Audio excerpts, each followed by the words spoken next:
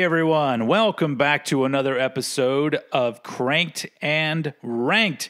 I'm Steven here, as usual, here with my friend Eddie Sparxx, and we are going to be once again tearing into the discography of a particular band. I don't know why I'm trying to be secretive about it. If you look at the title of the podcast episode, you know that today we're going to be veering off a little bit from the, not necessarily off of the mainstream, but off of the bands that are very well known and shitloads of people love.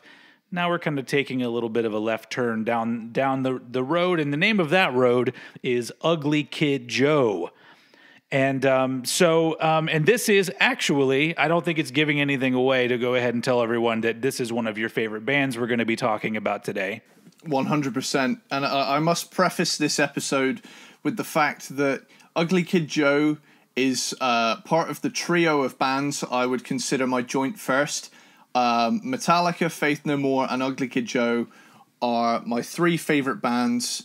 And it's difficult for me at this point to say which one is the best of them because I love all three equally.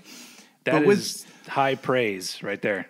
But so with that, I would like to say that there isn't a single record in Ugly Kid Joe's discography that I don't like a lot. Like, all right, all of the records here, I am 100% all over. The only difference is I have varying degrees of love for the records. all right. And yeah, this is definitely, this is an album where this is an episode that didn't take me long to write my notes on it. I pretty much did it in an afternoon because I know all of the albums pretty much inside out, with the exception of maybe like the newest one, but that's only because I've spent the least amount of time with it. Sure. Which leads me into my number 6. Let's do it. It pains me to put any Ugly Kid Joe album at the bottom of anything, but for the sake of this show, I've got to make some sacrifices. So this album, came out after I got into Ugly Kid Joe, pretty much 3 years after I properly delved into them, because I actually got into them the same year that Stairway to Hell came out. That was a really good time to get into Ugly Kid Joe because it was first, 2012. Yeah, for those of you who don't know, 2012. Yeah, it was the first release in about, what was it? About 16 years? Yeah, it would have been 16 years since their previous album. So it's probably good to preface this for those who are listening and aren't really fans and don't know much about Ugly Kid Joe, but they did start in the early 90s. Well, I guess technically in the late 80s, but their first release came out in the early 90s. But they've been going on and off up until now even. So yeah, sorry, I didn't mean to interrupt, but yeah. So we're now talking about an album that came out later down the line for them. Yeah, it's this one came out in 2015, and by this point I was more interested in like the kind of glam stuff. Ugly Kid Joe is a weird one because they have elements of the glam scene, they have elements of the grunge scene, they have elements of the funk metal thing. Ugly Kid Joe is one of those era-defining bands that defies categorization at the same time. I feel like no other band quite describes the entire plethora of rock music styles during this era quite like Ugly Kid Joe does, because they're sort of a mishmash of them all. And there's even there's a part in the song Whiplash Liquor where they actually say, obviously that's not on this album, but they say, we ain't glam and we ain't thrash. Suburban white alcoholic trash. We ain't glam and we ain't thrash. But they're so good at like everything. And so I guess I better get into this album and why it's at the bottom. This is the album. What album is it? Oh yeah, it's Uglier Than They Used to Be. So I've spent the least amount of time with this record, but it's great nonetheless. I just have a deeper connection with the rest of the records because they were all around when I got into Ugly Kid Joe 3 years prior to this album's release. Nevertheless, this is an excellent, great modern hard rock take on the band, which builds off of the sound from Stairway to Hell. It pains me not to give all these records the top spot because I love them all, but this one sits at the bottom solely based on the fact that it came later than the rest of their records, and I haven't had in as much time to digest and fall in love with this record quite the same. Yeah. So also, this one came out in 2015. I don't know if we mentioned that or not. Yeah, and it was their last release, their last full album too, so far anyway. Yeah, I'm hoping they bring out another one, but this is a great record anyway. And my first kind of notes on the first track, Hell Ain't Hard to Find, sounds much like it's like a beefier version of Learn to Fly by the Foo Fighters. Well, he even rips off a lyric from Learn to Fly. And it's like I was going to say, not that this is a rip-off or anything, it just shares a chord sequence, and I love the ballsy sound of this song, but it must be some kind of like homage like to them if they took it has to lyric be, because he used that line, that looking for a complication or whatever, like that's a line straight out of that song, so I'm assuming it's kind of an homage to them somehow. Yeah, it's a weird one, like, because there's always that weird thing of when is something like homage and when is something a rip-off. But I feel like this is very much its own song, because, you know, after that first bit it goes into that the overall tone of the song, I don't think it's ripping anything off. I think they just sort of, it's a little bit of a nod, I guess, maybe, even if it's that, like, I might just be coincidental, and then that lyric, maybe it might be kind of a nod, but I'd give this one the benefit of the doubt, but sure. It's very much like that.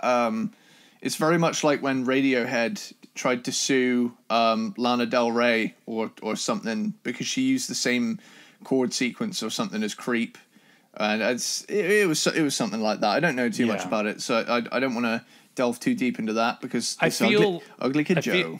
I feel like Ugly Kid Joe are the kind of dudes that if they were completely inspired or influenced by a particular thing, I think that they would be the first to call it out. I don't think it would be hidden anywhere.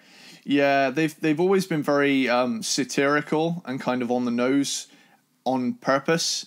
Yeah, and I feel like that kind of snotty, bratty humor is you know, evident in the band's packaging and image and general sound, really, because it's very much like it's kind of like an early 90s fan's dream, this band, and I feel like they deserve way more recognition, because the albums they made are just so good and don't get nearly enough recognition for what they get. But yeah, I'm going to go into the track by track of this bad boy. Cool.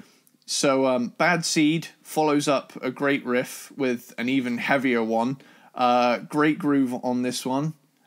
Sorry, I jumped past Let the Record Play. This is a great start, isn't it? Okay, so... They can't all be perfect. Yeah. So I've got here, Let the Record Play has a bitchin' riff and a great chorus. It's a more mature sound from the band, but it hits just as hard. And then, as I said, Bad Seed follows up a great riff with an even heavier one. Mm-hmm. Great groove on that track. Mirror of the Man is exactly what I'd expect as like kind of a fourth track. It's slower and quieter with like a more acoustic focus. It's almost like a slow burn, that song. Yeah. I like it. It's this. I get the feeling that ever since they did No One Survives on Stairway to Hell, they've kind of been playing with a few more like acoustic sections.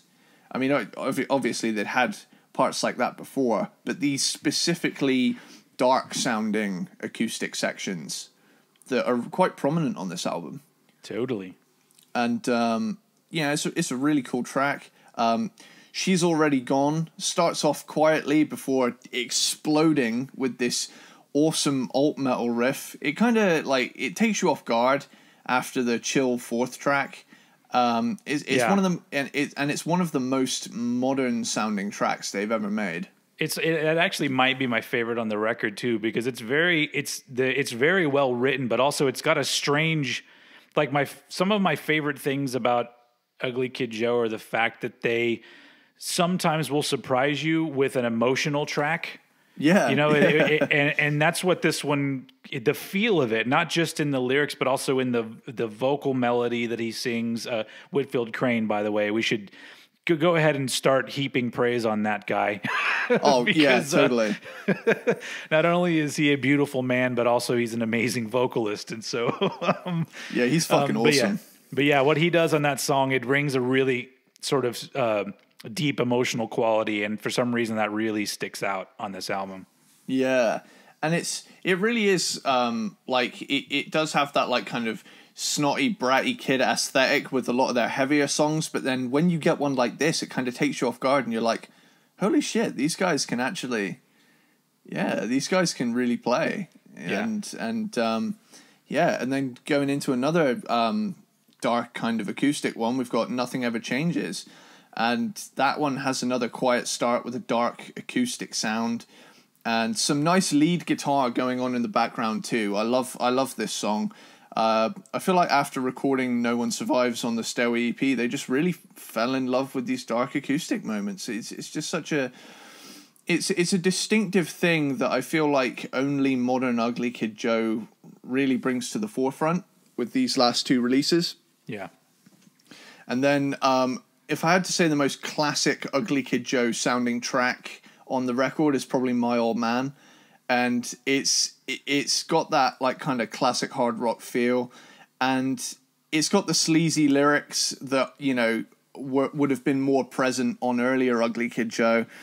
And the lead guitar parts are really cool. And the song develops throughout. Kind of, it's a little bit like Thunderstruck in the way it just like builds up more parts going through. Yeah. And I really like that about that song. And then, we got a good one. I've got, just before I mention how good this song actually is, I feel like my main gripe with this album is that a lot of the songs feel like they have the same intro. Like, yes. Are you about to talk about Under the Bottom? Yeah. Did you notice this as well? It has the exact same melody and rhythm and strumming as Hell Ain't Hard to Find, only with one note different. Yeah. It's even almost the same tempo. So that's something that always kind of annoyed me, because I'm like, you guys didn't fucking notice that? Yeah. Like, because it's so similar that it ruins it for me a little bit. So yeah. Yeah. It's just one of those odd things that, you know, eventually when the song gets going, I can forget about. But like that initial thing, I think, wait, has the album ended already? And it's on repeat, you know? And you know, even in Nothing Ever Changes, you know, that one's got a similar kind of, you know, it's not in the same key, and that one is different, but it's still a variation on that kind of thing at the beginning. And yeah, I feel like they overused that. That's my only gripe on this album is the overuse of that intro. But yeah, I feel like a lot of this album has a quiet, clean start as well for most of the songs. Like if you go through it, if you like skip through the tracks, a lot of the tracks start quietly. Yeah. It makes me feel like maybe they wrote the songs on acoustic guitar or something. Like maybe they were songs that became electric versions down the line somewhere. Yeah, I wouldn't rule that out at all. And so yeah, Under the Bottom though, regardless, I think it is one of the album's strongest. You know, it was a single, and you know, especially that harmonized metal riff at the end. It's almost like Maiden-esque with its harmony, and I just thought that was I thought that was really cool. And it's not something we usually get from Ugly Kid Joe, because they were never, you know, you had the odd moment, but they never fully went into like the Dungeons and Dragons-y kind of goofy 80s metal tropes. But if they did, like say in the mid section of Goddamn Devil, where they do that like kind of riff, that isn't something they did too often, but when they did break it out, they were kind of taking the piss. But yeah, and then you've got Ace of Spades, awesome faithful cover of the Motorhead classic. The Enemy does about 5 minutes of emotional acoustic stuff before exploding into full-on punky metal mode in the last minute of the song. That's a definite slow burner that explodes. And lastly, Papa Was a Rolling Stone features Australian rock singer Dallas Frasca, and she's just this song is badass rock and roll. And all in all, it's a strong album, only pushed downward by the strength of other albums here. With my only real gripe about that album is the overuse of the same intro. Yeah. And I guess the inclusion of 2 cover songs though also is kind of a downer for this album too, because they're known for including covers at times, but I don't know, for some reason I'm like, well, you did 1, why did you do 2? I almost feel like Ace of Spades is not even necessary because so many people have covered that. It's almost just like, really? Why even do it? Why not just play it live or something? But I guess they did get Home Dude from Motorhead on the song. I don't remember which guy, not Lemmy, but I don't remember who's on it. One of the Motorhead dudes is on it. Yeah, I've completely blanked. I'm going to kick myself for not knowing it, but that's all right. Yeah, this isn't the Motorhead discography yet. Right on. So, do you want to do your number 6? Yes, yeah. So my number 6 it comes in where you came in with the band. It's the 2012 EP Stairway to Hell. Oh. So it's probably important to point out that Ugly Kid Joe have only put out 4 full-length albums over, from 1991 until 2015 when their last one came out, and then the other 2 things they put out were EPs. And when they put out Stairway to Hell in 2012, it had been 16 years since their last album, which was Motel California, and this was the same lineup, which that's kind of cool when there's a huge break in time, but all the same dudes come back together. It's always the mark of like, you feel that they really wanted to do it because, all of the dudes were there. But I have to say the reason why this comes in at number 6 is because it feels like something is missing. Every time I listen to this EP, I wish it was something else. And I can put my finger on a few things, but the biggest thing for me is the fact that the songwriting on it, you could have played it for me and said, hey, this is a different band that Whitfield Crane sings for. And I would totally been, yeah, I hear that, because the songs, so I'll go ahead and throw this out there, even though I'm just starting with this one EP, that once they reformed, it almost feels like they left behind a good amount of the adventurousness and the kind of easygoing, we don't give a fuck kind of attitude.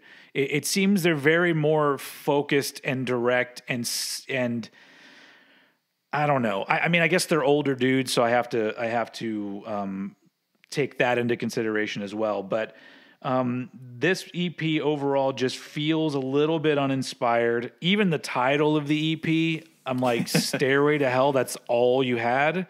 And not to say that their other album titles were really deep jokes. They were always really kind of dumb plays on different titles, Menace to Sobriety and America's Least Wanted. They didn't dig too deep with their humor, but Stairway to Hell is like, is that a combination of Stairway to Heaven and Highway to Hell? If it's a stairway, how's it going to hell? And wouldn't it go? I guess you're going down the stairs. It's one of those things where it's just like, this album title is not good enough for all these questions. But it's once again like Eddie pointed out, it's everything that Ugly Kid Joe has put out is enjoyable in some way or another, and songs like I'm All Right are, pretty good. They're, enjoyable songs. I have to admit that the second half of Stairway to Hell is actually more enjoyable to me than the first. It's a little bit more fun. And I think that that's what I want out of Ugly Kid Joe. Even though I mentioned earlier, I do like it when they hit you with an unexpected emotional song or an acoustic one or some genre that you didn't expect. I do really want there to be fun in their music, because that's Like, I'm somebody that got into Ugly Kid Joe when they came out. And so I hold a lot of the older things very close to my heart. And so I liked the wackiness of it. And you know, I always want a little bit more. It doesn't have to be in every song, because I like that they don't do it in every song. But with this one, it just seems like it's overly serious, I guess. But I do think that part of the issue also is we're missing the 90s production.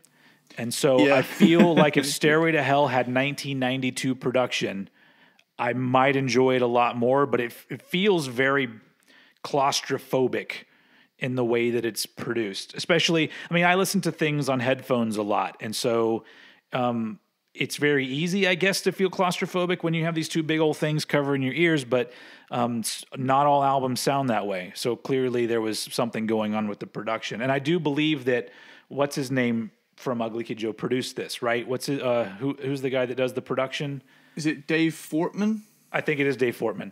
Yeah. So overall, really, the big takeaway with Stairway to Hell is the fact that it's an EP after 16 years of not putting anything out. And as we'll talk about later, their very first release was an EP where they absolutely fucking nailed it. So the fact that they come back with an EP and it's kind of like, all right, it's very disappointing. And so that's why it's here at number 6. Over to you. I'm gonna go ahead and follow that one up with my number 5, which is Stairway to Hell. Hey. Now, I put this one above Uglier Than They Used to Be because it came out when I got into them. So this was essentially like my equivalent. Sorry, this was essentially my equivalent of what As Ugly as They Want to Be would have been to you. Totally. So I suppose at the time I was still, my rock fandom was still in its infancy. I was only like 2 years deep into being into like rock and metal. So I still hadn't matured yet as a listener to the point where I really noticed too many differences and stuff. I just kind of knew that sounds old, that sounds new. But my ear for production, as I began to find out what things did and how different effects work and, different things and processes and how albums have been produced over time and what fell out of fashion and what stayed in. And this came out for me at exactly the right time because it reassured me that Ugly Kid Joe was still going strong. They'd just come back. And I was like, oh, no way. I just got into this band that's only just returned. So I don't have to wait a long ass time. Like I've gotten into some bands later on down the line, and it's always nice to be like, this band's great. What happened to them? Oh shit, they reformed. Yeah. That's always great. It's always nice to see that a band kind of got their shit together and reformed. And, Ugly Kid Joe with this album, or this EP rather, It's a modern take on their sound. I will admit, I do agree that it does at points sound a little bit too serious for Ugly Kid Joe's kind of brand. But I feel like they tried, obviously they're older dudes, so they might want to do something with a little more depth while still having that veneer of Ugly Kid Joe on it. And I'll go into like a kind of track by track on this one. And, Whitfield Crane specifically is channeling some inner Bon Scott energy on this bad boy. Because he sounds on that first track for sure. Yeah, he sounds very much like... I remember when I heard it for the first time, I was like, is this the same singer? Because he sounds a lot like Bon Scott at points on this record. Well, that very first track, if you listen to it, it sounds like he's deliberately doing a Bon Scott impression on the verses and an Ozzy Osbourne impression on the choruses. Yeah, yes. So. I would agree. And that again is like an homage to their heroes. And sure. Devil's Paradise to me feels like a much better version of modern Motley Crue. Yeah. You Make Me Sick is a kick-ass fuck you kind of song. Great to listen to if someone's actively pissing you off. You know, I had a lot of people at the time this came out that were winding me up because I was in high school, and you all know what that's like. So, and then No One Survives is like I noted that it's a uniquely dark song from Ugly Kid Joe, but I really like it, and it's one of those surprise tracks that catches you off guard, like we've mentioned. But yeah, this is a dark, modern hard rock blast of awesome, in my opinion, with one of the coolest modern hard rock riff breakdowns in the middle with that like descending pentatonic thing. I just thought that was awesome. And, you know, re-listening to this reminded me of how much this actually means to me as an EP. And I totally forgot I had this in my collection, but I actually have a signed vinyl of this EP when I went to see them in 2013. So that's really cool. Is it the one that's got the actual Highway to Hell style cover on the front of it? Yeah, okay, that's cool. The one. Yeah, and it's, what is it? I remember that same night I got to meet Sonny Mayo, the standing guitarist, who was also from a band called Snot, and they're cool as well. But it's like, I was so honored to be able to meet one of the members of Ugly Kid Joe that night, because I was like, I didn't expect this to happen, and I just walked away with a vinyl, and I met one of the dudes, and it was an awesome night. You know, it was a great night for me, and just going back into the tracks, you know, like you say, with the second, I will say that the second half of this song, did I forget one? Oh, I forgot to write down notes for one of the tracks. I'm Alright is the one I forgot to jot down. But yeah, I'm Alright and Love Ain't True and Another Beer have more of an Ugly Kid Joe feel than the first three tracks do. And I do 100% get what you mean, because they're a lot more lighthearted. You know, I'm Alright. It's just you know, I'm fine. You know, my life's falling apart, but I'm fine. I just drink. You know, Love Ain't True features members of Fishbone and indulges in that funky side that the band dabbles in from time to time, and the horns really complement that. And I have to step in and say that those, in my opinion, are some of the most poorly recorded horns I've ever fucking heard. They I don't know what they did to them, but something sounds so unnatural and kind of grating about them.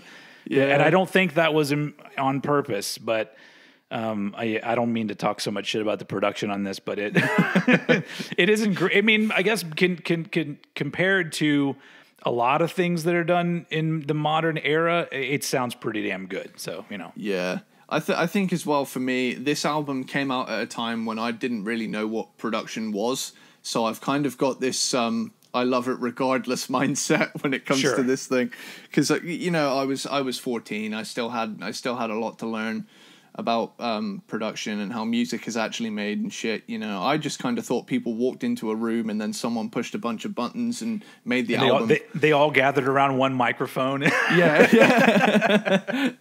But yeah, it's that like cute little naive mindset you have when you're a kid just getting into music that I feel like makes you closer to the music. It's more of a pure, less critical kind of mindset. I feel like everyone, when they get into music, eventually reaches a point where they are like aware of how things are done and stuff. But there's something beautifully bliss and ignorance is bliss about like the first few years of being a rock fan for me. Because I think that when albums are important in your life, the way they sound is a character in the album, and it becomes an important part of the album, which is why I always, you know, been out of shape about remixes and remasters and stuff, because, you know, if you're changing the way an important album to me sounded, even slightly, I'm just like, no, I liked it how it was. And so this one would be one for you, and, you know, in your case. Yeah, I feel like, you know, this will always be what it is to me, and this was like my era of Ugly Kid Joe, so to speak, when I first came along to them. And the special edition, I wanted to note, has 3 extra acoustic versions of songs, and you've got No One Survives, Would You Like to Be There, and Cats in the Cradle, which are also they're nice versions of the songs. But yeah, I won't bother doing a track by track on them because I'll get into the actual versions of them later. Yeah, totally. But yeah, that's my take on Stairway to Hell. You know, I do understand that there are things wrong with the production, but it just has such a nostalgic connection with me that it doesn't bother me. Sure. So you and I have our 6s and 5s transposed. Is that the word? Yeah. My number 5 is Uglier Than They Used to Be from 2015, their most recent release and their last full length album. And so this is still the same, Menace to Sobriety lineup. Like this lineup started on the album Menace to Sobriety, which we'll get to, and then they broke up in, I guess, 97, and then reformed, and then they're still, well, that's the weird thing, is that they, to me, as much as they seemed like cool dudes who were kind of goofballs and didn't take themselves too seriously, it seemed like for the most part, at least I haven't heard a whole lot of story about what happened in the interim, between, because I know Whitfield did other projects and stuff like that, but it almost feels like it's like a lost period where like there's, nobody talks about it. And I guess that's the problem when you really are into a band that isn't a huge worldwide successful band, because if you are, then there's tons of books written, there's tons of interviews, there's tons of shit for you to dig into, and you can figure out, everything that happened to the band down to what they had for breakfast one day, you know? And so, but in Ugly Kid Joe's case, they broke up and it was, 16 years or whatever. And then all of a sudden they came back and it was like, oh, it's great. They're back. What the fuck happened? And there hasn't been a whole lot of what the fuck happened information out there. Because I assumed that they were all friends and then they all, I guess, just went their separate ways. We'll get there because we're not talking about the album around that time yet. We're talking about Uglier Than They Used to Be. But it's important to note that it's the same lineup that started in 95, I believe, and still together. And so Uglier Than They Used to Be, to me, is an improvement from Stairway to Hell in both songwriting and production. And it has a little bit of a classic feel. It helps that the artwork harkens back to the As Ugly As They Wanna Be EP, which was their debut in 91. And really with this one, I think when it came out, I listened to it a lot. And it was one of those things where when I first heard it, I had the same reaction that I had to Stairway to Hell, which was I was like, oh, there's too much seriousness here. There's not enough variety. It's not as adventurous as they used to be. Maybe that should be the album title. Yeah. Not as venturous as they used to be. Not as venturous. There was English words in there somewhere.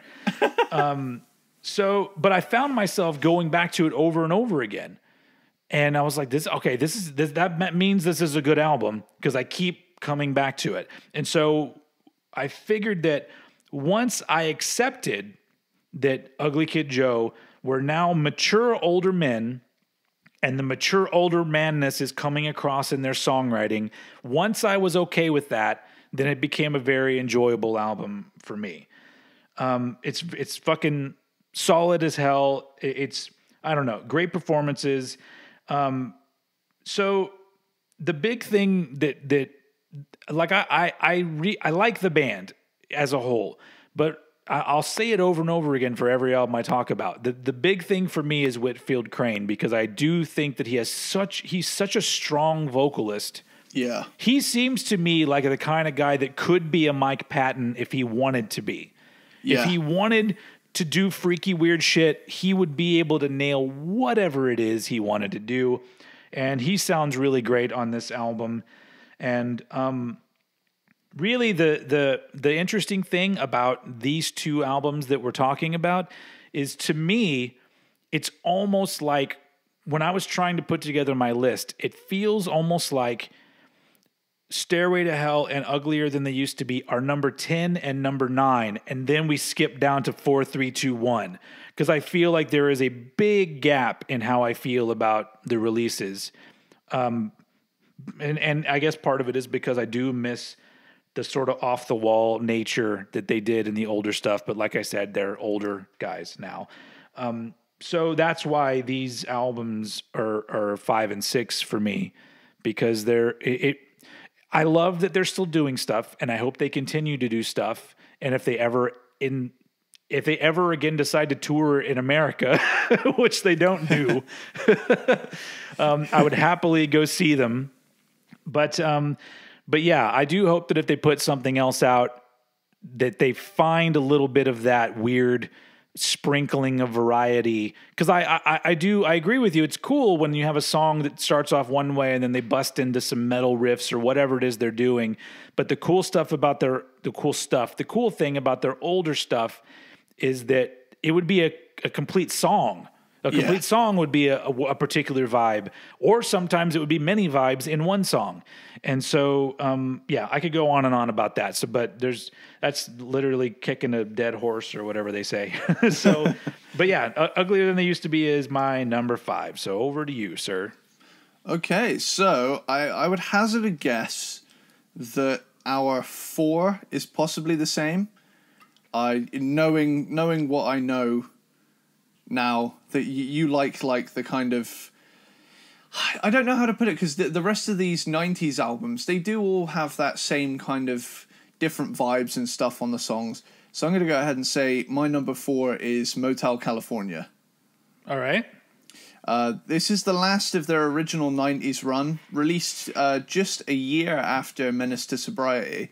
I feel like this one, I remember reading somewhere that they kind of rushed this one out in an effort to kind of maintain relevance or something. But, there's some strong material here with, maybe a little bit of filler sprinkled in. But in fairness, not too much in my opinion. This is an underappreciated album.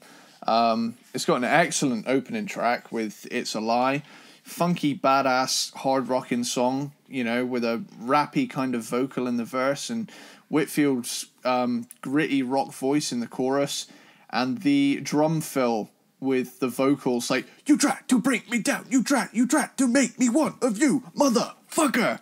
Yeah, there's a lot of, they use rhythm. This is like the most rhythmically locked in album that they did. Yeah, which makes me feel like perhaps they'd been paying attention to kind of like the nu metal thing a little bit. So they were kind of like trying to inject a little bit of contemporary influence into this one. Possibly, yeah. But I feel like that "you tried to bring me down" section, I spent hours making sure I learned all the words to that on the bus, going to and from school for like a whole week, listening to that song on repeat, just making sure that I had exactly the right words so I could kind of mouth it to myself while I was on the bus while no one was looking. So yeah. I was like, whenever I nailed it, I would secretly have a little moment to myself where I'd be like, "Yes, you fucking did it." Like it was almost like a tongue twister, but kind of not. But I love this song. It's a great way to open the record. And then Dialogue, the second track, lends itself to a grungier kind of alt-rock sound, which at this point in the 90s, you're talking 1996, it was very popular, and I feel like Ugly Kid Joe did well on this track to do that kind of style justice. Sandwich, in my opinion, is a weak track. I don't. She was a good witch. She was a bad witch. And all I really wanted was a motherfucking sandwich. It's like I feel like I have been a little harsh on this track, but it almost, I remember the first time I heard it, especially with like a fish over here, a fish over there. It was almost like, I don't know if I was like taking myself too seriously when I was listening to this song, but it almost sounded a little too goofy for Ugly Kid Joe. Like it was, I'm wrapping my head around the fact, like, it's fun. Also, this is one of those, if you have a pretty good car stereo and you crank it up when you're driving, and the way the starts and the stops are so fucking tight, it's really good. It's a real driving, energetic tune. It is, but it's just got silly lyrics, but good. Why not? You know, now you said that, perhaps I have been analyzing this song through too much of a serious lens, because I've always next time you're having a couple pints, like have a couple, and then put on some headphones and crank that song, and you'll feel it. That's gonna be my little thing after a shift at work this week. I'm gonna come home with a couple of my favorite beers, and I'm just gonna neck them and then listen to this. And, it'll probably enhance the experience because, Ugly Kid Joe and alcohol go very well together. That should literally be the tagline for the band. Yeah. we go great with beer. At the time it struck me as a weak track, but now I'm remembering it. It is catchy and it is fun. So it does fit, like... It was also doing that funk metal thing at a time where funk metal was kind of on its way out. Like, things had started to transfer over to nu metal at this point. And well, I think it's not that far removed from like your Limp Bizkit kind of thing. It's got that same vibe. So I don't know. It just feels, the fact that the band had already dabbled in funky stuff, a song like this didn't sound like them trying to jump on any whatever you call it, bandwagon or whatever. Yeah, again, I think, you know what, I have been too harsh on this. You're wrong. I'm sorry, Sandwich. I'm sorry, Sandwich. I'll give you another go. But yeah, there's a video for that one too, which as far as I know, they made, I think, 2 or 3 videos for this album, and none of them came out. I think they all were just shelved. And then eventually, you can watch them on YouTube now. Yeah, they were eventually leaked in the mid-2000s, as far as I recall. Because they did one for Sandwich and they did one for Bicycle Wheels. I don't know if they did a third one, but... I feel like they did, but I think maybe I'm thinking of Menace to Sobriety. But yeah, I think it's just 2 off this one. Yeah, I feel like this whole album got kind of a raw deal because... It didn't really get much coverage, and I feel like no coverage here. Yeah, I feel like it deserved a lot more airplay, because I feel like, perhaps the single choices were a little strange, but Rage Against the Answering Machine is an interesting, like, interlude kind of song, and it's got kind of a thrash background with answering machine messages that they received over the top of it. And isn't it all just somebody trying to contact Whitfield to tell him that he has his jacket or something? Like I've always had a hard time hearing it, but it's like the dude keeps calling him over and over again. All right, come on, Whit, I got your jacket, or whatever he says. Yeah. And it's an interesting concept, because I'd say this is the band's most experimental album. Like, because they kind of... There's a lot of tracks on here with completely different vibes. Yeah. And leading into track 5, you got Would You Like to Be There? Now, this is one of my favorite Ugly Kid Joe songs. Yeah, it's great. It's chilled out but anthemic at the same time. And it's one of the album's best tracks. And I describe this song as best enjoyed with a beer and a sunset, Yeah. This is exactly that kind of song.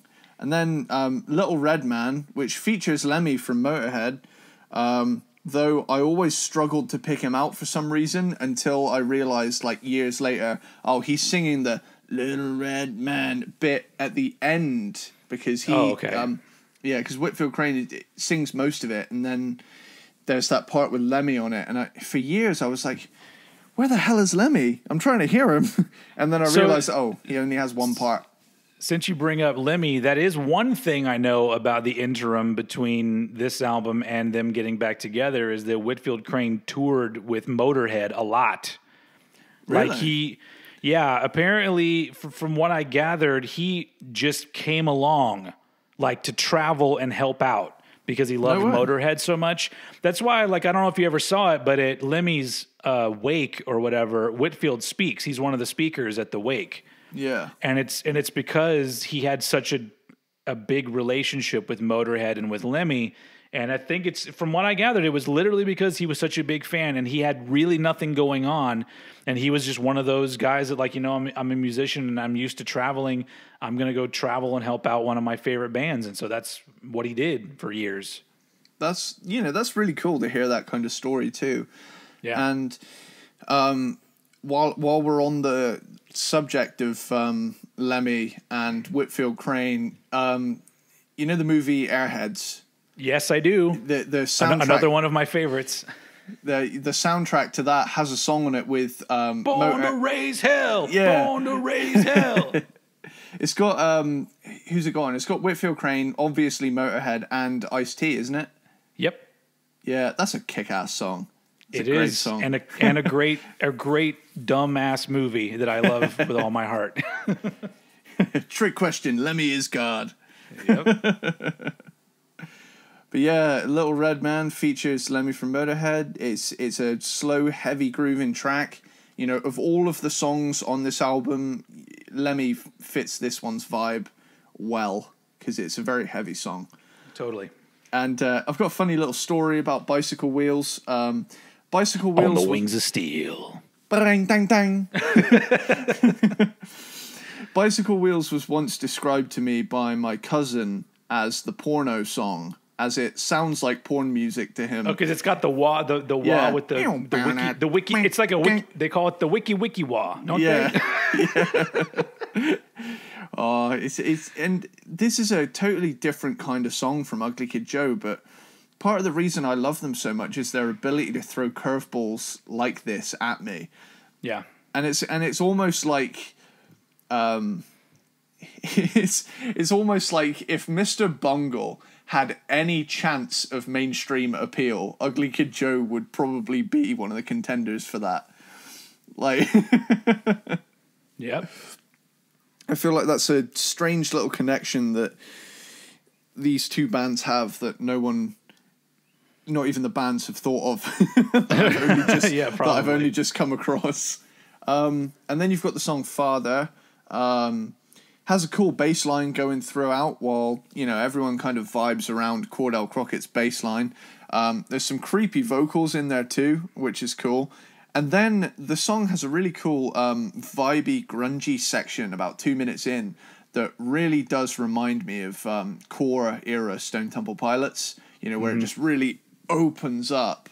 And it's I love shit like that. The 90s, you know, when I go to the 90s for that kind of sound, that is exactly what I want. So, yeah. It's important to point out, though, this particular album, they were no longer on a major label. And they, for the most part, recorded it on their own. I saw an interview with Whitfield where he talked about how they recorded a lot of it in their houses. Like, two of the members had studios in their houses, and they did a lot of it because I guess at that point, Home Dude was doing he was, you know, recording bands, and so yeah. But that being said, it sounds good. Like I'll get to this album, but man, it has a great sound to it. Oh, definitely. You know, for a self-produced thing, they did a great job with it, and you know, it's going on to the next track, Undertow. It's another of this album's chill moments, and stands next to Would You Like to Be There for me. You know, it has that similar chilled out but still rocking kind of vibe, and I feel like on this album, that's something that stands out to me about this record is the chill parts are really well done. Yeah. And then you've got Shine. Shine is a post-grunge song. It's good, but it doesn't stand out to me too much. And then you've got Strange, which plods along with this chunky riff before changing into another gnarly, nasty breakdown riff about halfway through. You know, I love that part where it all drops out and it's like, and it has that kind of like it sounds a little bit off, but in the right way. You know, it's a little bit unsettling, but it really, you know, goes into it with that. And then finally, the album closes out on this really chill song called 12 Cents, which, you know, it's a pretty track, really reminiscent of something like Planet Caravan. And, you know, especially with those wavy kind of vocals. And then a flute comes in and adds to this awesome, somber atmosphere to close out the record. But there's a bonus track. And there's this cool little hidden world music piece at the end, which, you know, it's kind of like the full stop on, we really experimented on this record, and you know, we've got a little extra space to play with, so why the fuck not? And you know, I like this record for that reason, but again, the 3 records above it just beat it out solely based on their quality. So yeah, cool, right on. All right. So no, my number 4 is not the same as yours. Ooh. But I have to say that, like, the numbering of these, there's pockets of albums where the order of them, of each one of these little sections, 6 and 5, 4 and 3, and then 2 and 1. The groupings of those albums, it was very hard to figure out where to put them, but. In the end, I put Menace to Sobriety from 1995 at number 4, which is, now remember, we're talking about, like I said, like the last 2 albums I talked about are like 10 and 9, and then we skip all the way to 4, 3, 2, 1. Like you're getting into shit that I love. Like, I just love these albums. Yeah. And like when we do these episodes, we have to pick them apart.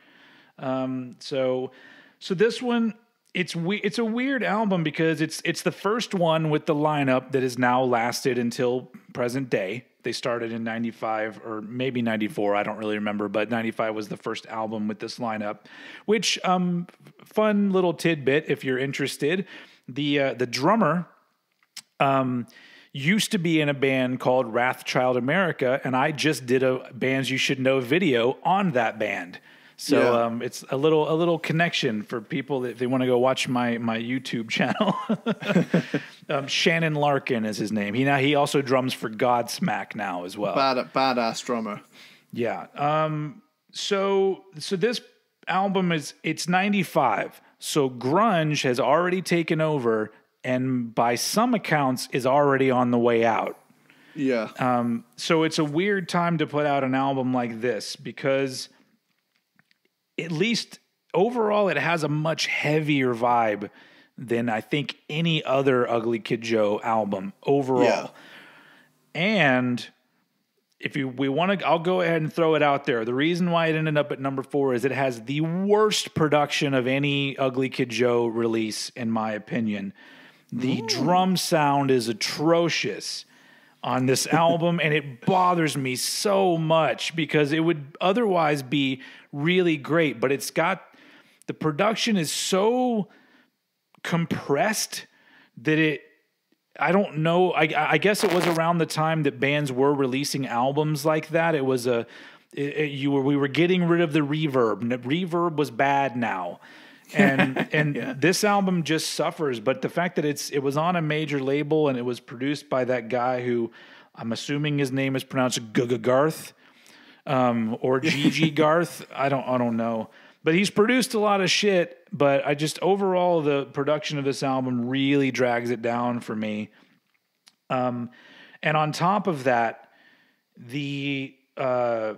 what's the word I would use? The track order of this album is a bit of a mystery to me because it starts off. So they're coming out of 1992, America's Least Wanted. It was a hit album for them. They had all these different things going on that album where, sure, it was a popular album, but I think the biggest track off that album was the cover of what's the fucking song? Why am I spacing right now? Cats in the Cradle. That was like the biggest hit off of that album. And so they were known as this fun-loving, kind of goofy, all over the place kind of band. And then their next album in 95 starts off with technically 4 tracks of really stone-faced heavy stuff. Like even lyrically, there's no goofiness lyrically in it. And it's not necessarily what anyone expected. And so I think that might be part of the reason why this album didn't do that well, because it's almost like you expect this one thing and you right off the gate, it's all like, no, we don't do that anymore. And so, but you find out later that they actually do. But so I think that the good parts of it is that it is more of a focused album, I guess, than America's Least Wanted. So really going from that to this, they did have kind of a cohesive thing, I think, with this particular album. And really, once you get to the song CUST, the album all of a sudden opens up and starts feeling a little more like an Ugly Kid Joe album. And then all of a sudden it doesn't make the cover art and title feel so awkward, because it's all like, Menace to Sobriety, here's this kind of funny cover, but no, we're serious. Yeah. But maybe that just adds to the oddity of Ugly Kid Joe, where they're like, we don't play by the rules and we're not going to give you what you think you're going to get. Yeah. But there's a lot of really good songs on this album. So even though it seems like I'm shitting on it, I'm really not. It just starts off more, like I said, the best word to use is stone-faced. It seems very serious in the beginning. And then, like I said, CUST, and then Milkman's Son, which is an incredibly catchy song. And the first and maybe only single in the US that they released. I don't know if they released another single from this album. But the scope opens up. It starts feeling a lot more relaxed and a little bit more varied. And it's just one of those things where there's great performances. Whitfield sounds amazing. I'll say that on every album. And the songs are good. The production leaves a little bit to be desired, but if I'm trying to put my finger on why the album didn't do well, I really do think that a lot of the push with Ugly Kid Joe was shows like Headbangers Ball. And in 1995, Headbangers Ball was gone. And so the video for Milkman's Son, I don't remember ever seeing it on MTV. So I almost feel like all of a sudden, these guys who didn't fit in anywhere, all of a sudden were suffering from the fact that they didn't fit in anywhere. Because things became so like, I'm into grunge. No, I'm into hip hop. No, I'm into. It was almost like if you were a band that was odd, there wasn't a place for you anymore. And so I feel like, especially in the U.S. So I'm talking strictly in the U.S. because I do know that this album debuted at number 2 in the U.K. on the rock charts and was actually successful in the U.K. But over here, it wasn't. And it's just one of those things where the mid-90s were weird. And the mid-90s were kind of unfair to a lot of bands. And I think in this particular case, they were unfair to Ugly Kid Joe. This album should have done a lot better because it's a very strong album. And I'll say it again, like I said with Stairway to Hell, if there had been better production on this album, it may have been higher up for me. And maybe if they had tweaked the track order a little bit, because overall it's got a lot of fucking standout tracks and it is really good. This is, if somebody starts off their Ugly Kid Joe journey with this album, I would not say anything about it. I'd be like, that's great. That's a great album. Do it. Cool. So yeah, there you go. My number 4, Menace to Sobriety. Okay. So let me preface this part with, it turns out we've got quite different lists because, obviously our first 2 were swapped around, and then my 4 was Motel California, and yours was Menace to Sobriety. So my number 3, now my bottom 3 were much easier than my top 3 because, as you know, I love this band and I love all their albums for different reasons. But for this one, for number 3, I've gone with 1991 EP, As Ugly as They Want to Be. Wow, never mind. I didn't know what you were putting here.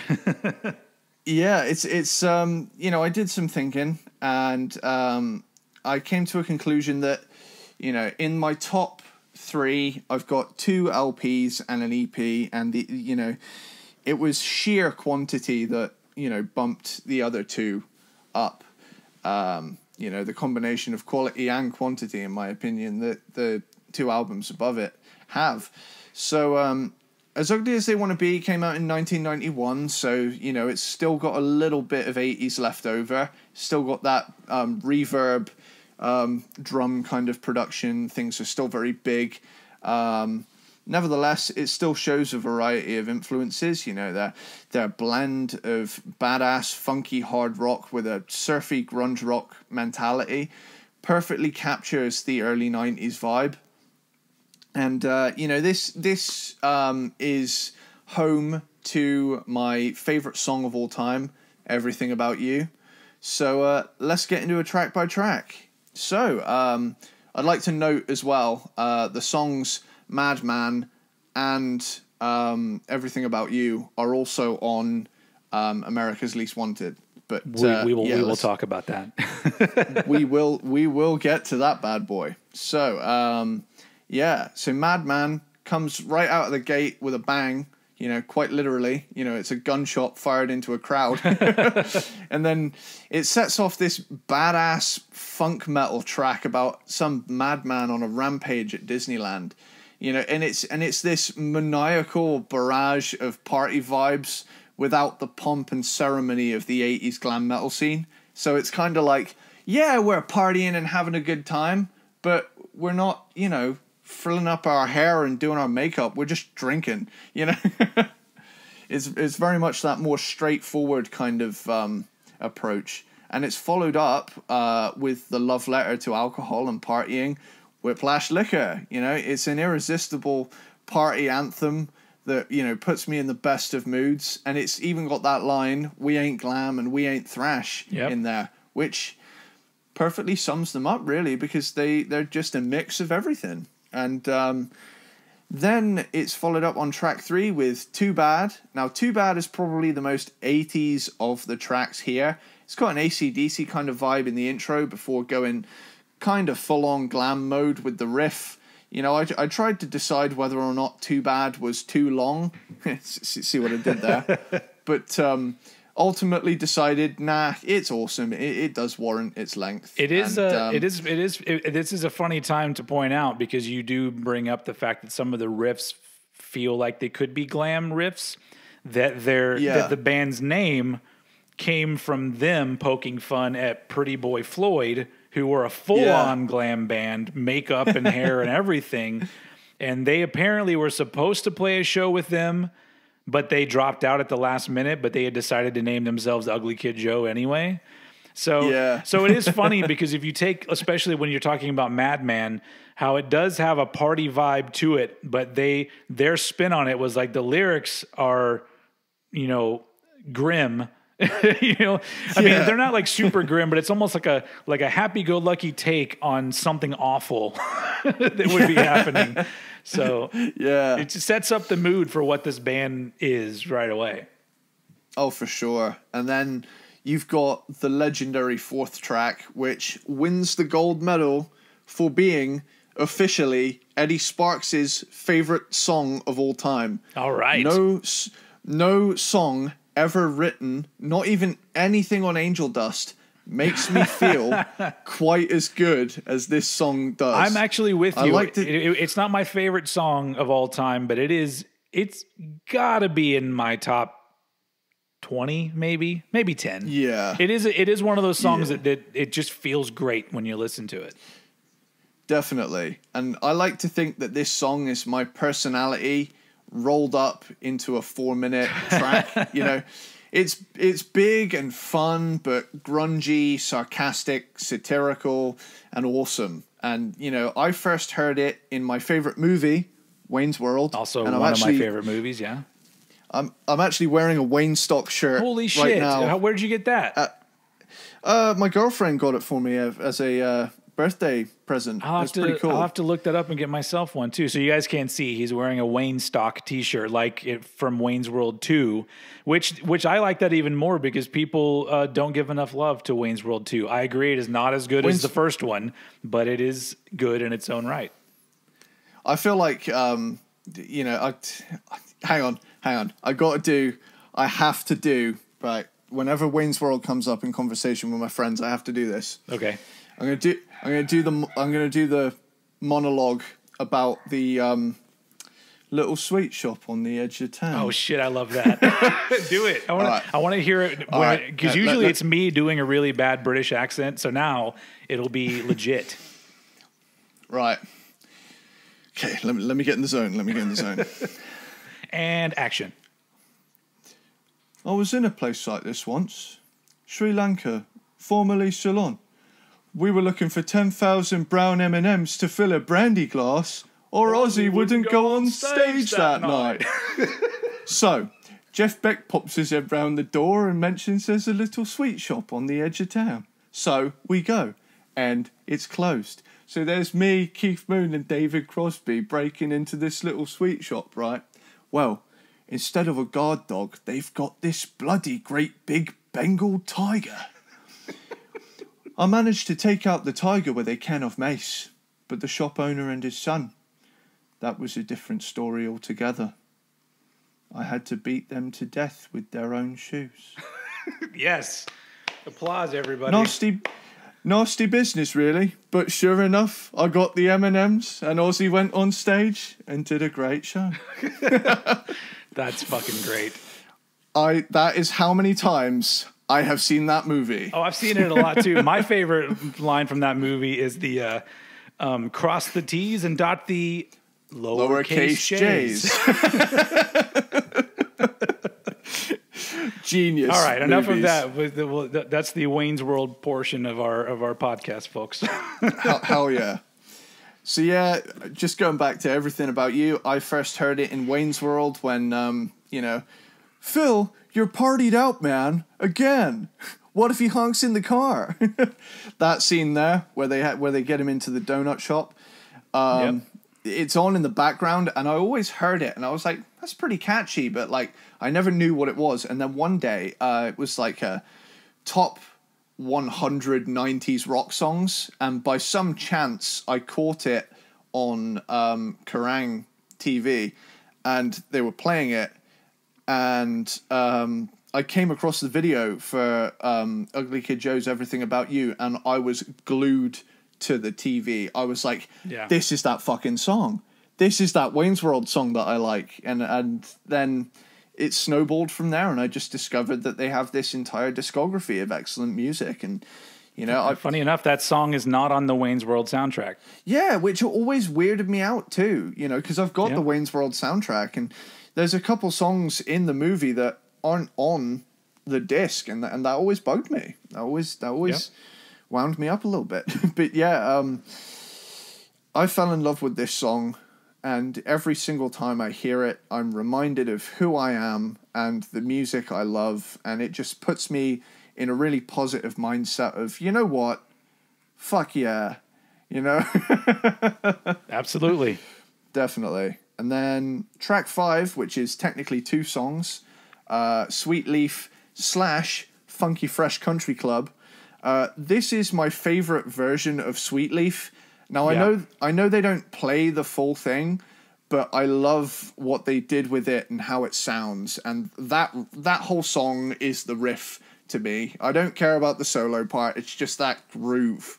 And also the way it leads into the second part of the song, which is all of a sudden not a cover, is very cool because it does that down. It's like I was like, oh, that's fucking great. That's like, don't even bother to finish the song. We're going into something else. Hell yeah. And like this song, Funky Fresh Country Club, it's one of the best funk metal songs I've ever heard. Cordell Crockett's bass playing on here is insane. Finally, the album closes out with the 25-second track, Heavy Metal. And I have a funny little story about this little song. I once bet my mum £5 that I couldn't fit in one more song before she found a parking spot in a car park that we were in. And she was like, well, there's no way that you're going to be able to fit in one more song. You know, there's a parking spot right at the end of this road. And I was like, I don't know. How much money do you want to put on it? Foolishly, she said £5. I put this on and I hustled her. I hustled that lady and I got it. I would have gone for You Suffer by Napalm Death. I bet you I can play a song 20 times before you park. You know, now that you come to mention that, I could have made a killing. Really missed the boat on that one. Yeah. Which the quote unquote heavy metal, like on the original album, it's not even listed. It's an extra track. It's like it's something you didn't quite expect. And I always thought it was pretty funny. Yeah. And again, it's that like not taking it seriously element to Ugly Kid Joe that, you know, really shines on these first two releases. Yeah. Totally agree. But yeah, that is my number 3. Awesome. Well, my number 3 is Motel California from 1996. So, nice. Yeah, so this was a rough one because just comparing it to Menace to Sobriety, because they were 2 years apart from each other, and they're kind of the second phase of the band. And this one overall, just the fact that the production, like I spoke about before, the production on this album is so good. The performances are so fucking tight. They just sound like a well-oiled machine on this album. And also, the fact that it starts off sounding more like an Ugly Kid Joe album than Menace to Sobriety does with It's a Lie. It's a great starter to the album. And overall, the vibe on this album is much lighter than Menace to Sobriety. I can see that. There's still a lot of riffs and a lot of energy to it, but it doesn't seem like it takes itself as seriously as parts of Menace to Sobriety do. And there's a way more of an emphasis on the groove on this one, and I love the way it feels good. When certain bands are able to lock in and hit the fucking groove right, I don't know. It's like hitting it right on the one, right exactly where it needs to be every time with their starts and their stops and the transitions. It just feels good. It's like you just don't ever want it to end when the groove is going that good. And so there's great songwriting on here. Well, we already talked about Sandwich. I love Sandwich. And then I really do think that this album as a whole should have been more popular even than Menace to Sobriety. I feel like in 1997, I feel like this album kind of fit in a little bit better somehow, but somehow I guess it didn't, because over here, the only reason I knew this album came out was because I worked at Best Buy in the record department or the music department. And we got the CDs in there. And I was like, oh, Ugly Kid Joe has another album. Other than that, I didn't see any promotion, didn't hear shit on the radio, didn't see shit on MTV. MTV by that point was on its way out, like 95 or 97 or 96. Yeah, 96. 96 was like, I mean, I don't even know if I watched MTV anymore at that point. It had pretty much become a thing that was all shows that I wasn't interested in anymore, and there was no Headbangers Ball, so who fucking cares at that point? Yeah. But yeah, this is the last of the great Ugly Kid Joe albums, in my opinion, when they had this sense of adventurousness and there's like the thing that I like about the first 4 releases, that there's a don't give a fuck attitude, but it's almost like an effortless don't give a fuck attitude. Because you know there are some bands and individuals that you may know in your life that want to come across like they don't give a fuck, but you can tell they're trying really hard to let you know they don't give a fuck. Ugly Kid Joe were not that band. It just seemed like that's in their nature, that they're just like, yeah, whatever, we're a leaf in a stream. Wherever it takes us is where we're gonna go. Yeah. And so I missed that from the band a little bit. And then obviously, after this album came out, they broke up in 97, and then there was a 16-year gap. But really just when I listened to, and I ended up having to listen to this album and Menace to Sobriety back to back.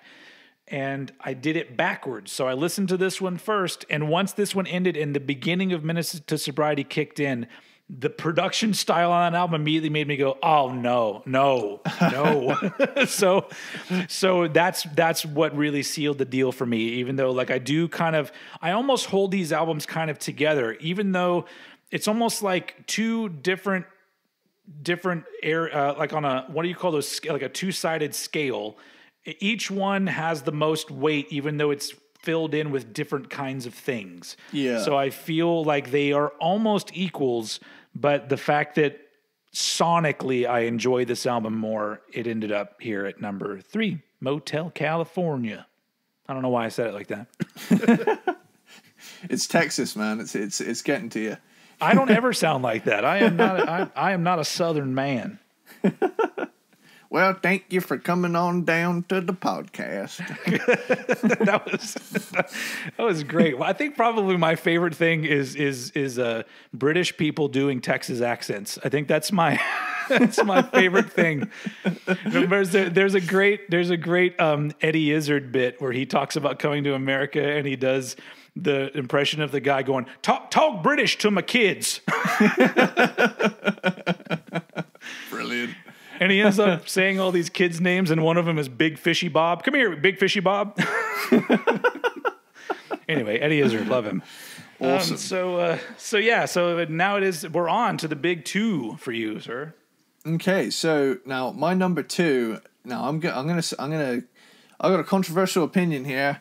Right. Perhaps it's not that controversial in context, but okay, back to the drum roll. And the award for most underrated album in history goes to Menace to Sobriety. Hey. I actually, regardless of the production issues, I think the songs on here fucking bop. This album, it is a tad more serious, but that, Ugly Kid Joe's humor starts to show later in the album. And I suppose if like you're kind of getting into Ugly Kid Joe, I can see how like the first few tracks might, set a false kind of standard. But, I feel like that it's a fucking travesty that this isn't on Spotify, because so many people could hear this album so much easier. Because I don't think is it not? Because it's on Apple Music. Why is it not on Spotify? Is it not on Spotify? It's not on Spotify. It's interesting. I remember it not being on iTunes either, but that could be a regional thing. I'm not sure. But that sucks. Yeah, it does suck, because Motel California and I also think As Ugly as They Wanna Be isn't on there either. But I know America's Least Wanted, Motel California, and their 2 latest works are on there. But okay. I feel like this album, it deserves much more recognition. Thankfully I own the CD, but so many people are missing out on this record. And I do now that you've highlighted the drum sound, I get that. But the intro leading into God, it's heavy as a pair of concrete balls, dude. It showcases a heavier band than the one on America's Least Wanted. Obviously you've also got a different lineup as well, yeah. So people are bringing in a bit heavier of an influence, I guess. Tomorrow's World is a slow, grooving, heavy track that kind of boils over menacingly in the verses and then explodes in the choruses, and that's a real groover. I love that song. Clover, one of my favorite tracks on the record, badass from start to finish, and even has a double kick section, which to my 14-year-old ass was like, holy shit, Ugly Kid Joe did double kick, this is the coolest fucking thing. I feel like every 14-year-old metal kid has that double kick obsession that, where they're like, I never did, but I don't know. I don't know what was wrong with me. that might be a modern metal thing. That might be a new generation kind of confounding, gosh darn kind of. I think my double kick obsession probably if there was one, it would be, surrounding songs like Dyer's Eve, from Metallica, songs where you can literally hear, I guess, and One, because the One's got the double kick. Never mind. I thought that was pretty cool. So I guess when double kick is used in an interesting way, when it's not just full on non-stop double kick, I do enjoy it. Yeah. I remember you saying in that Trivium track that when the modern metal bands always bring in those double kick runs, it kind of loses momentum. And I can see where you're coming from with that. It's the same thing with bringing in a blast beat. We've talked about this before. Like sometimes they bring in a blast beat and it's totally unnecessary and just sort of ruins the momentum of the song. Although I guess for younger people that want things to be brutal all the time, I guess it works out. But yeah, and we're not going to go off on that tangent again. No worries. And then I'll move on to Can't You See Them? Which is, it's spelt C-U-S-T. I used to call it Cust. It's a funky one with a kick-ass world music rhythm section in the bridge. That was kind of a precursor to the kind of experimentation they do on the following record. And, the riffage on this track, a lot of these songs on here, the riffs are chef's kiss, so fucking good. Milkman's Son is a tune, should have been way bigger, super catchy, and a great song. Then Sucker Path has a hilarious intro, I'm the lead singer, I'm the man, that part. And it's got a badass riff. If there's one thing Ugly Kid Joe knows, it's a good riff. And, and then all of a sudden they hit you with Cloudy Skies, which is quite a moving ballad with a country edge to it. It's a little bit. That's a great song too. That's a very and it's another one of those moments where they hit you in the feels and you're not expecting it. Yeah, this is one of those crying at the bar kind of tracks. You're like, it's like it really is just one of those like I love you man kind of songs. And then Jesus Rode a Harley. It's goofy, but again the riffs and the vibe of Ugly Kid Joe make that totally okay, because this is where their humor really shows. Moses used to sniff the lines. Noah used to rock the boats of time. Those kind of like piss take kind of vocals. But I really enjoy that. It's a good time to point out that I think that their humor, the great thing about it is that it's, maybe I already said this, but they're not pretentious with their humor. Yeah. Like their humor is almost like an everyman's humor. Like everyone come in, like you don't need to be a rocket scientist to figure out this joke. Yeah. it is all laid out right there for you. Everyone can enjoy, Yeah, they're all just super down to earth dudes, and I think that really, shines in the band's music. And then you've got something like 10 out of 10. Which that's a ripper right there. That's a great fucking riff. And, it's a little repetitive, but goddamn, I don't care if it goes on forever. It grooves that fucking hard. I love this song. And then, big time underappreciated deep cut of a song, and that cool like vibey section in the middle, as well. Again has that kind of world music kind of vibe to it, and. Then you get VIP, which is another funky boy, and Whit breaks out his inner rapper once more in the vocals in this one. He's spitting out rhymes. And then you got Oompa, which is a hilarious parody of goofy, evil metal band tropes, using the backdrop of Oompa Loompa style lyrics over this heavy doom metal riff. And then, it's I just love the Oompa Loompa Dumpity-Doo. Just the fact that they managed to put that on a metal album is just ace. That song, actually, I have the cassette version of this album, and it comes at the end of side one. Yeah, Oompa Loompa it's weird. It's kind of a funny ending to the first side. It's such a weird but perfectly them song, and it's Then you get Candle Song, which is the most chill song on the album. And, hearing it after Oompa really accentuates that. Me, personally, I don't know if you've heard this version, but I prefer the piano version from the 2002 compilation, The Collection. It's got Dave Fortman on vocals, but yeah. yeah. If I remember right, that's the one that's on the Milkman's Son 12-inch single. It actually has that version of it, along with like a demo. I think it's the demo for Sucker Path that's on that too. But yeah, I've heard that version, and it's also good. Yeah, and then I think, on the American version, if I'm correct, that track closes the record, but on the European version, hey, always getting extra shit, you guys. Yeah. Yeah, us and the Japanese are winning it on bonus tracks over here, dude.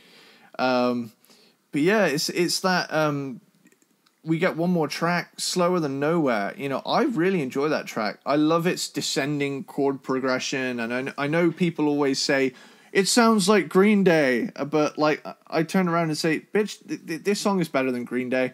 This to me feels like a final credits kind of song, and it's one of the best opening tracks for me because it kind of goes out on a kind of dreamy note, and it does feel like it feels like an end credits kind of song, and I feel like that's the way to end an album. If you can make an ending track feel like a credits. I absolutely agree. Yeah, I feel like coming at it from that kind of approach is really cool. Totally. But yeah, it ends the album on both a rockin' and chill note, and I'm gonna pass it over to you for your number 2. So just like with the other two, these two albums at 2 and 1 were very hard for me to pick their spot. But in the end, I have to go with my number 2 being As Ugly as They Want to Be from 1991. Hey. Because, I'll get into it. So just like you, I got into this band because of the song Everything About You. But my introduction was back in 1991. And it was basically seeing the music video on MTV and then the following weekend going to the record store and buying this EP on cassette. And it is one of those things where I hold it. I did a video on my channel about my favorite EPs of all time, and that's one of the ones I included because it's just, there's no skippable song on this EP. It is just a tightly packed, incredible collection of songs. It's always entertaining to listen to. And also, just as a fun fact, it was the first platinum selling EP ever released. So it was a big deal when it came out. And as we always talk about with the that early 90s production, I fucking love the way this EP sounds. It is so good. It's right on the nose with the mix is great. It's still got the all of the reverb going on. It's got the big drum sound, but everything sounds clear, but at the same time also heavy. And it's just one of those things where it's just a fun, energetic blast of a good time, and it just leaves you wanting more when it's over. It is the epitome of something you listen to and then immediately start it over from the beginning once it ends, because it's just that much fun. And really, when this came out, it hit a nerve for me because it was almost like it felt like it was music made by kids that weren't considered the cool kids. Yeah, like these were the outcasts, the misfits, and that's how I felt at the time. I felt like a person that didn't quite fit in, and these dudes didn't, and their music didn't either.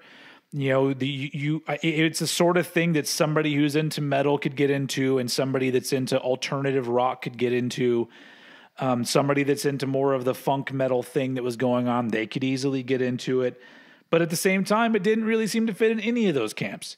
And it was absolutely perfect for me at the time.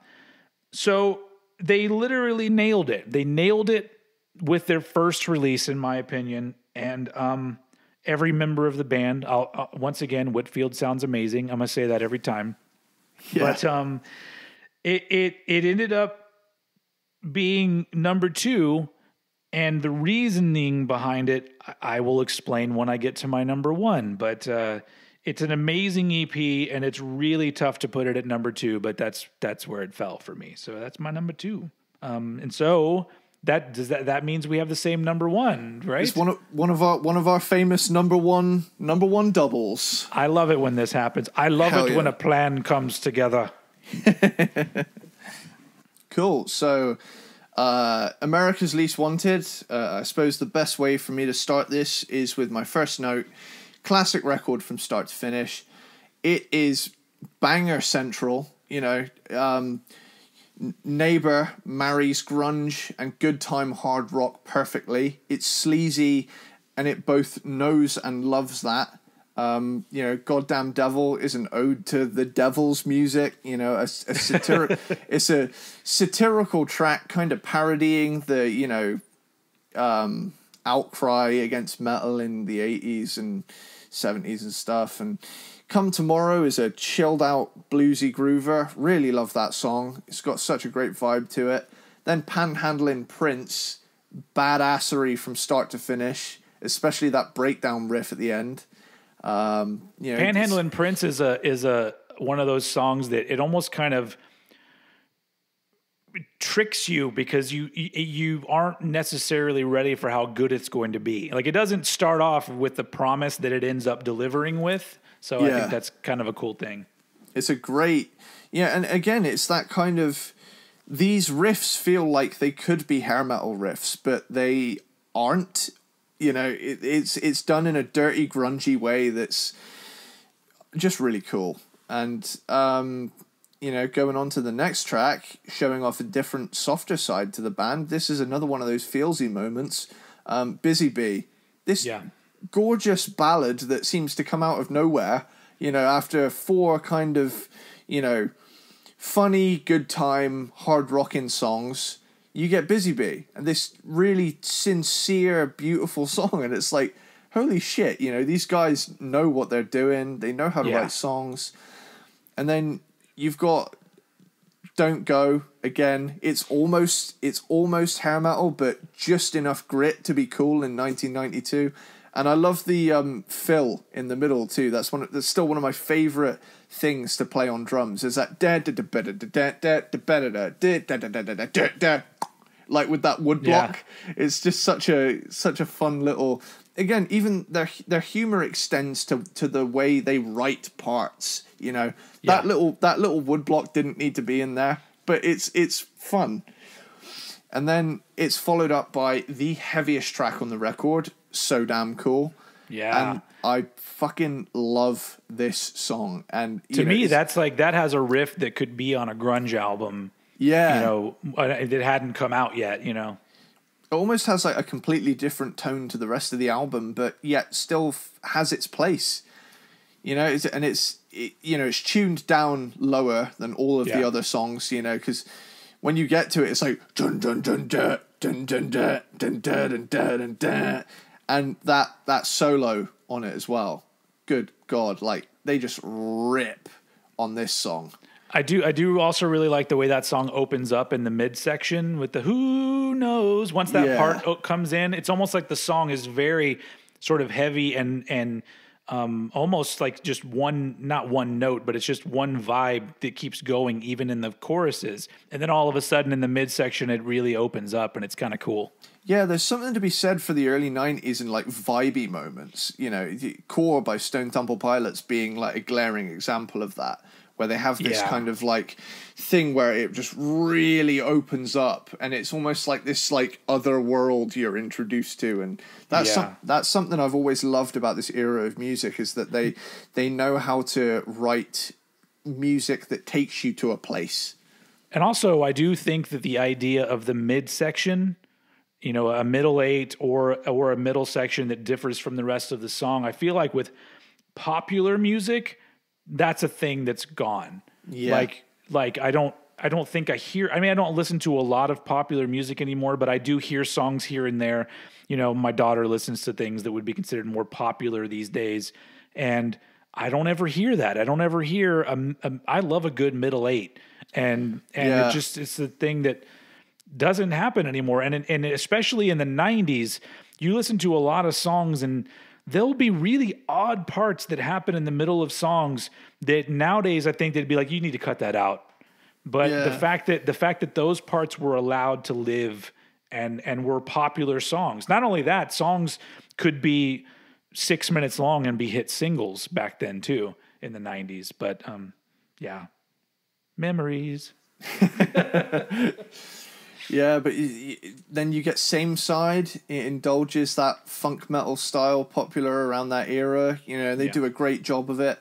Then you get hit with the cover of Cats in the Cradle, which, you know, takes the original and to me, in my own personal opinion, improves on it.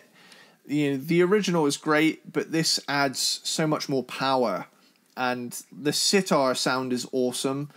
Always love a sitar, and that power chord section at 220 is badass. That da da dang dang da part again, where you say where it really opens up. You know, it just gives such another level to the song. Also, it's one of the things that I think I read somewhere that in somebody's negative review of the album, they talked about how they covered that song without a hint of irony or something. And I was like, well, I think that was the point, is that they were doing a cover of that song and they're the kind of band that's like, we're just doing a straight, our own version of it. We're not taking the piss out of it. We're just doing our version of this song. Does it fit in? No. But once again, that's us, you know? Exactly. You know, and I feel like, again, when it comes to Ugly Kid Joe, even on the serious tracks, you shouldn't take it too seriously, because at the end of the day, all they want to do is have a good time, and all you want to do is have a good time, you know? Agreed. And on that good time note, I think, you know how I always say there's like a strip club riff, you know, that kind of thing? Yeah. I'll Keep Trying is the hair metal stripper track on this record. Yeah, I can hear that. All records need one. That kind of stompy, like kind of. It's like the kind of thing. The record mogul comes into the room and is like, "Your album's sounding great, kids, but the real question is, where's the song that the adult dancers are gonna be able to strip to? We need one of those on this album." And I approach everything I write with that mindset. Where is the booty shaking part? But yeah, and then we get some familiar faces. Oh, hang on, sorry, I forgot to mention the final minute of this song with that dun dun dun dun dun dun dun dun dun dun. Oh yeah, dun, dun, dun, like kind of odd time signature bit with the vibey guitar over the top of it. That part of the song has always reminded me of a level from this video game I used to play when I was a kid, and it was called Taz Wanted, and you played as the Tasmanian Devil from Looney Tunes. And basically there's a bunch of like really elaborately placed wanted posters because you've escaped from a zoo, and they're all like, you know, ridiculously elaborate, and it's kind of like, yeah, it's quite a satisfying game to play because there's a lot of problem solving involved.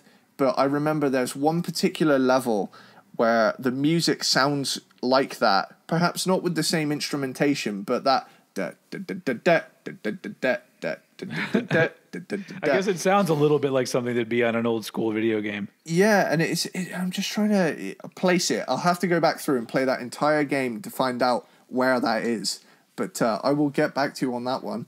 And then we get some familiar faces with a couple of, you know, remixes of the songs Everything About You and Madman, which appear as tracks 11 and 12 respectively, with a few changes. The funny voice at the beginning of Everything About You, which goes, "Are you the guys on the beach who hate everything?"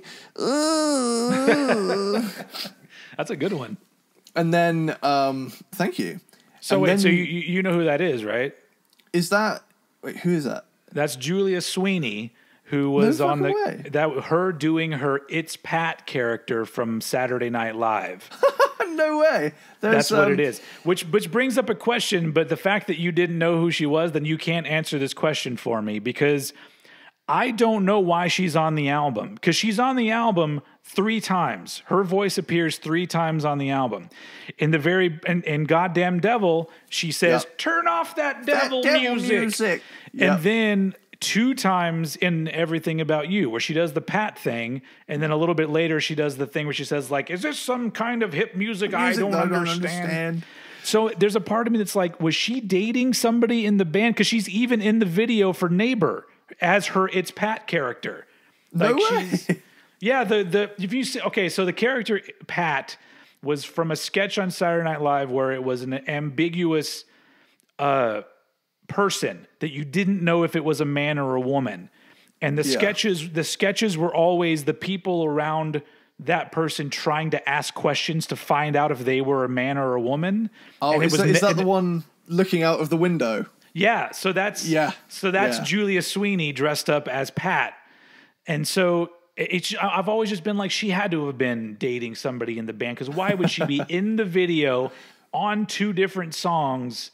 It's just one of those mysteries where one day I want to interview those guys and just ask, like, what was that and why? You know. Anyway, sorry to interject there, but it could just be down to their kind of taking the piss humor. Yeah, it could just be not giving a shit.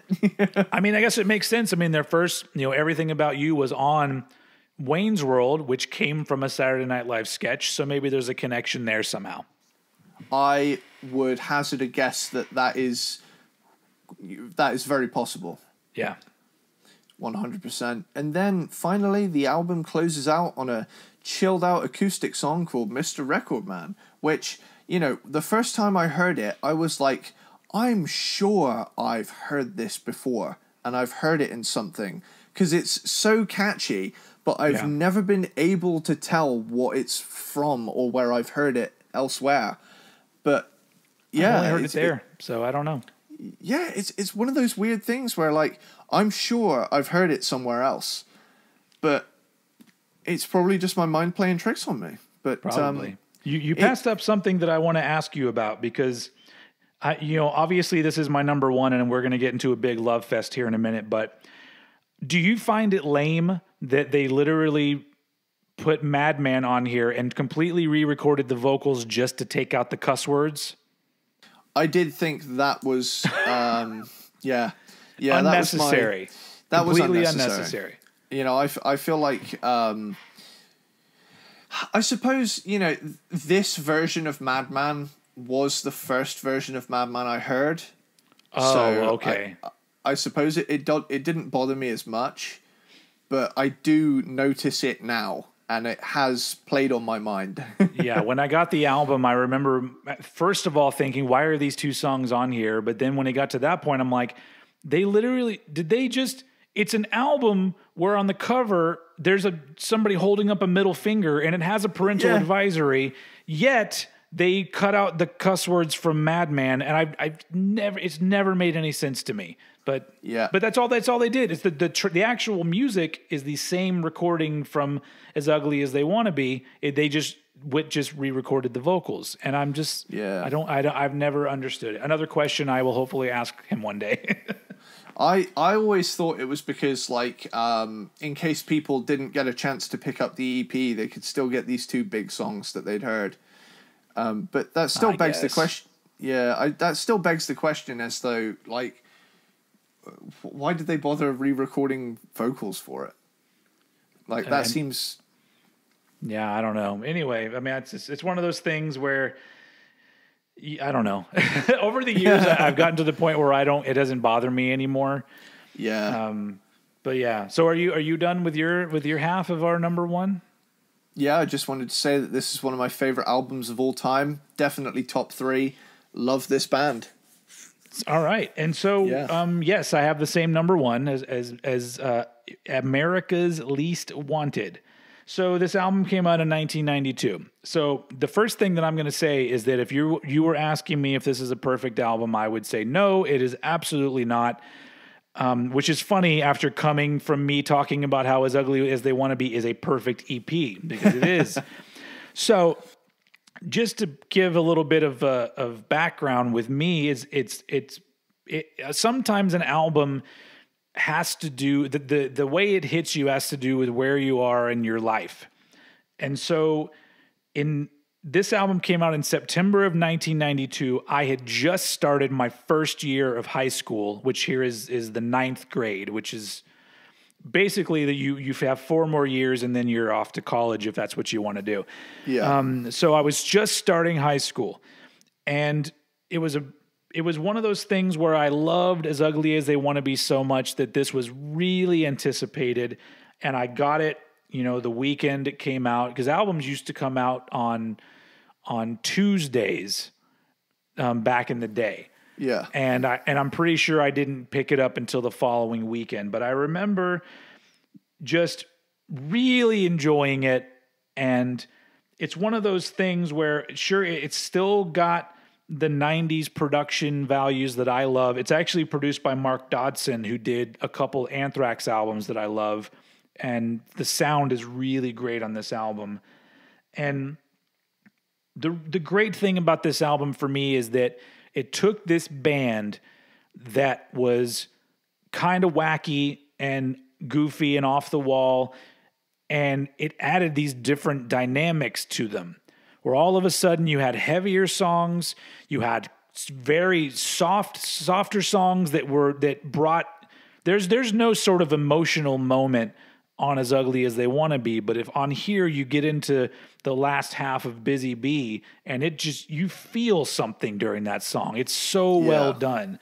And so the fact that all of a sudden this band that seemed like they didn't give a fuck seemed even more like they didn't give a fuck, because they were just like, we're going to do whatever the fuck kind of song we feel like doing. And it's just one of those things that the album did sell well over here, and it had hit songs. I guess the hit was Cats in the Cradle. I think Neighbor was like a minor hit, but I don't think it did anything great. But I feel like even though it did well for the band, I feel like it should have been bigger, because I do feel like it hit that mark in 1992 of what people my age wanted to hear. Yeah. Even though like all of us were getting into heavier music, we were all into the burgeoning grunge scene and thrash metal and all of those things, but this album felt like it was speaking to me even more than Nevermind by Nirvana did. This one seemed, because there was more of a humor involved in it, and humor's always been a very important thing to me. And so I feel like in the end, this album kind of gets dismissed by people. And well, I guess a lot of their albums get dismissed by people, which is unfortunate, which is why I'm glad that we're doing this today. But really at first listen, you don't quite get everything that's going on in these songs. These songs have, to quote Shrek, they're like onions. And you peel away the layers. And so on the surface, it just seems kind of like a dumb rock record from the 90s, but it's got so much going on, and it's so well done. Everybody's performances. Whitfield sounds amazing. This episode is just going to be called Whitfield Sounds Amazing. But it's just great songwriting and performances, and then on top of it, it's just the nostalgia of how it felt starting high school, feeling like I connected with this band and with this album. It feels like me. If you were going to put me into an album, I feel like this one is as close as you're going to get, because it's got the heaviness, it's got the off-the-wall different genres blending in. It's also got some humor in it, but also they're good musicians and good songwriters, and they took time making an album. It wasn't just thrown out there. And so, it is nothing groundbreaking, but once again, I feel like that also feels like me. I don't feel like I stood out from the crowd at that time, but I also felt like I didn't fit in with anyone. Yeah.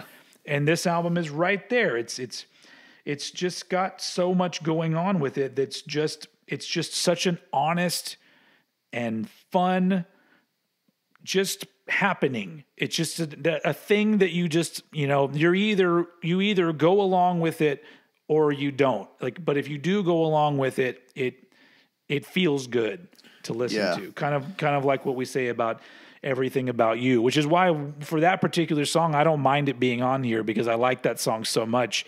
They could have just put it on every album and I would have been like, that's fine, cool.